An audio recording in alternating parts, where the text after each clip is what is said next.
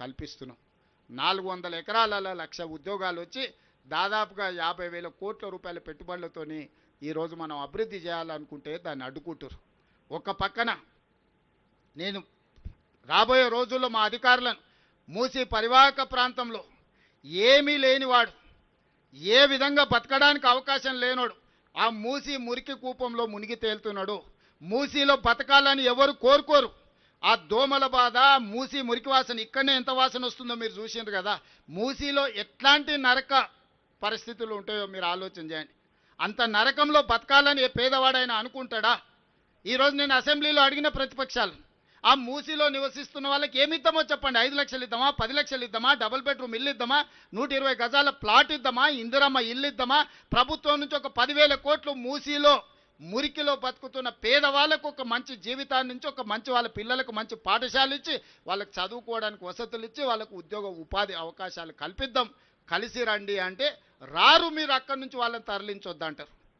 మీరేమో Jubilee hills, Banjara హిల్స్లు, జన్వాడల లేకపోతే Erravalli form హౌజులలో విశాలమైన భవంతులలో మీరు ఏమో బతుకుతారు. వాళ్ళు మాత్రం మూసీలనే ఆ మురికిలోనే మునిగి చావాలనా అని నేను అడ్డుకునే వాళ్ళని. ఇవాళ నరేంద్ర మోడీ గారు సబర్మతి రివర్ ఫ్రంట్ గుజరాత్లో కట్టుకుంటాడు.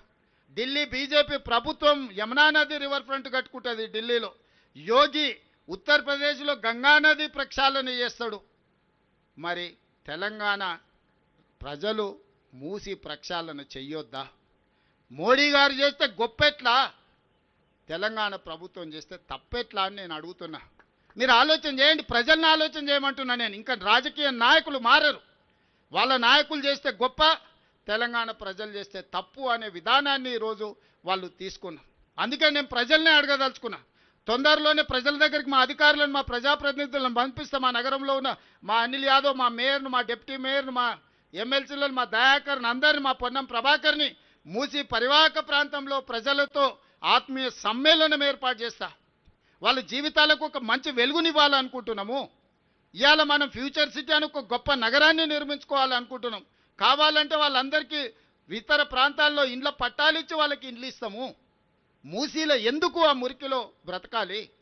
ఒకవేళ అవసరం అనుకుంటే ఆ ప్రాంతంలో ప్రతి 5 కిలోమీటర్ ఒక క్లస్టర్గా చేసి ఎక్కడ ప్రభుత్వ భూములు ఉంటే అక్కడ అపార్ట్మెంట్స్ కట్టి వాళ్ళకి ఇండ్లు ఇస్తాము. ఒక 400 ఫీటో 500 స్క్వేర్ ఫీటో కట్టిస్తే ఆ మురికిలో గుడిసేసుకొని బతుకునే కంటే కుటుంబంతో గౌరవంగా బ్రతకడానికి అవకాశం ఉంటుంది కదా.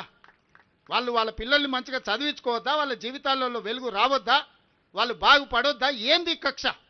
నా మీద ఉంటే ఉండొచ్చు, నాతో కొట్లాడుండ్రా. పేదోళ్ళ మీద ఏంది మీ ప్రతాపం? పోయి ఒకరోజు మూసీలో వండుకుంటామన్నారు. ఎవరైనా మూసీలో వండుకున్నారా? వాళ్ళ పార్టీల కార్యకర్తలలో 3వ అంతస్తులో పోయి అపార్ట్మెంట్లలో నిద్రపోయారు. మూసీలో పండుకోండి, మూసీ పక్కన మంచం వేసుకొని పండుకోరి. ఆ చాదరగట్టు బ్రిడ్జ్ పక్కన ఈ నుంచి ఆడికి కనిపిస్తుంది, వరుసగా అట్లా పండుకోరి. అంబర్పేటలో శ్మశాన వాటిక ఉంది మూసీ పక్కలనే. ఒక 4-5 రోజులు అక్కడనే ఉండండి, అక్కడనే భోంచేయండి, మీకు తెలుస్తుంది ఆ బాధ ఏందో దుఃఖం ఏందో. అందుకే ఈ వేదిక మీద నుంచి ఉన్న వాళ్ళకంటే వింటున్న వాళ్ళందరికీ నేను చెప్పదలుచుకున్న, హైదరాబాద్ నగరాన్ని ఆనాడు నిజామే అంత గొప్పగా ఉస్మాన్ సాగర్, హిమాయత్ సాగర్ కట్టి మూసి ప్రక్షాళన చేసి మూసి పరివాహక ప్రాంతంలో అద్భుతమైన కట్టడాలతోని ఉస్మానియా యూనివర్సిటీ నుంచి మొదలు పెడితే ఉస్మానియా హాస్పిటల్ వరకు, హైకోర్టు వరకు, సిటీ కాలేజ్ వరకు, చార్మినార్ ప్రాంతంలో ఉన్న వ్యాపార సంస్థల్ని వారు మనకు ఒక గొప్ప వారసత్వ సంపదగా ఇచ్చిండు. ఈ వారసత్వ సంపదను కాపాడుకొని నగరాన్ని మనం పునరుద్ధరించుకోవాలి. ఇదంతా వదిలేసి కొత్తది నిర్మించుకుంటూ పోతే పాత వారసత్వ సంపద ఏం కావాలి? అందుకే వారసత్వ సంపదను కాపాడుకుంటూ ప్రకృతిని మనము కాపాడుకుంటూ మన నగరాన్ని అభివృద్ధి చేసుకుందాం. ఈ అభివృద్ధిలో భాగంగా హైడ్రా భాగస్వామి అవుతుంది. హైడ్రా అధికారులకు కూడా నా సూచన, మానవీయ కోణంలో మీరు వ్యవహరించాలి. పేదల పట్ల సానుభూతితో ఉండాలి, పెద్దల పట్ల కఠినంగా ఉండాలి. పేదల్ని పెద్దల్ని మీరు ఒకే తాటి మీద కట్టకండి. పేదలను ఏదైనా అనుకోని పరిస్థితుల్లో ప్రభుత్వ భూమిలో కానీ లేకపోతే చెరువులలో కానీ నాలాలో ఉంటే వాళ్ళకి ప్రత్యామ్నాయం చూపిద్దాం. ఈ ప్రభుత్వం ఉన్నదే పేదల కోసం, మంచి పరిపాలన అందించడం కోసం. మీరు లిస్ట్ అవుట్ చేయండి. హైడ్రా అధికారులకు నేను స్పష్టంగా చెప్తున్నా, చాలా పెద్ద సామాజిక బాధ్యతలో ఉన్నారు హైడ్రాలో పనిచేసే ప్రతి వ్యక్తి. ఈరోజు కమిషనర్ నుంచి మొదలు పెడితే కింది స్థాయి వరకు ఉన్న సిబ్బందికి నేను సూచన చేస్తున్నా, ఇది ఒక గొప్ప బాధ్యత. ఇదేదో ఉద్యోగం కాదు. ఇది క్యాజువల్గా పనిచేస్తే కుదరదు. దీనికి కొంత మానవీయ కోణాన్ని తోడు చేయండి.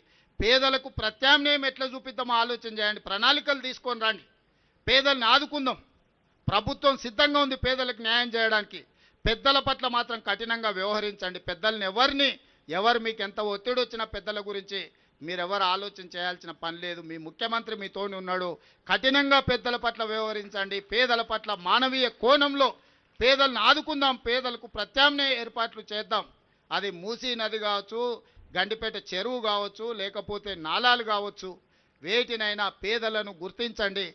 పేదలకు ప్రత్యామ్నాయంగా వాళ్లకు ప్రభుత్వం అన్ని వసతులను ఏర్పాటు చేస్తుంది. వాళ్ళ పిల్లల చదువులకు కానీ, వాళ్ళ వ్యాపారాలకు కానీ, లేకపోతే వాళ్ళకు ఉద్యోగ ఉపాధి అవకాశాలు కల్పించి ముందుకు వెళ్తాం. మీడియా మిత్రులకు కూడా నా విజ్ఞప్తి, ఈ నగరాన్ని కాపాడుకుంటే ప్రకృతిని మనల్ని కాపాడితే ప్రకృతి మనల్ని కాపాడుతుంది. ప్రకృతిని మనం ఆక్రమించాలనుకుంటే, ప్రకృతిని చేపట్టాలి మనం అనుకుంటే, చెరబట్టాలి అనుకుంటే ప్రకృతి వైపరీత్యానికి మొత్తం బలైపోయే పరిస్థితి వస్తుంది. ఈ నగరానికి మళ్ళీ ఢిల్లీనో, ముంబయో, చెన్నై నగరంలాగా కాకుండా హైదరాబాద్ నగరాన్ని ఒక గొప్ప నగరంగా తీర్చిదిద్ది దీన్ని ముందుకు తీసుకువెళ్దామని చెప్పి తెలియజేస్తూ మీ అందరి దగ్గర సెలవు తీసుకుంటున్న ధన్యవాదాలు మిత్రులారా.